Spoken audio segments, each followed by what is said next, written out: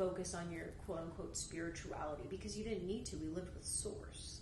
So it was kind of like this thing where that's why mom was always like, you know, it's like fantasy that you think you need to go like meditate all day or like do it. She's like, I'm here in physicality. That's what she was getting at, was like she was there doing all of the work, and we were in the physical part of the training, whereas now we can integrate more of the spiritual practices because we've gotten the physical part down, and we can move more into a balanced state with it. But a lot of people are trying to skip those steps.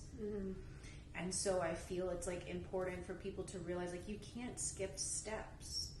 You know, like so many messages from people and emails and different things where it's just like, you know, you have to let go of the fantasy that you think you can just go from like 0 to 100, you know, or like some sort of like fantasy world is going to just drop from the sky for you, and you just can't skip steps. If you haven't mastered the physical part of divinity, you can't just jump to then, well, you want to be solely devoted to a spiritual practice and focusing solely on energetics, because if you try to jump to there, you'll be in fantasy. Or if you focus too much on the physical and you're not expanding enough into the spiritual part, then you're also missing the internal evolution, and you get stuck on external. So it's like this balance. But I think since mom left, a lot of people have just wanted to skip to like the last part.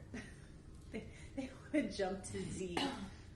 Yeah, and I feel like a lot of people have tried to rush the process that's been happening since mom left, which was like a lot of loneliness, empty feelings, like feeling separation, all of that, because we have to feel both sides. Like when mom was here, and everyone knows like how easy unity was in those moments, because we were all together, and like when we would all be on calls or the streams together, people know like when mom was active in the chats, like mom brought the physical unity through those things, through all of us, no matter where you were. And like in those moments, everybody knows, like people that have been with us for like a year, or just back when mom was around and she was able to do those things, like know what I'm talking about. Of like, you could feel the unity, you could feel everyone connected and everyone listening to the same things, listening to mom's voice notes, whatever, blah, blah, blah, the list goes on and on. But she brought that physical unity, and it's like obviously now that physical unity is not there, and it was kind of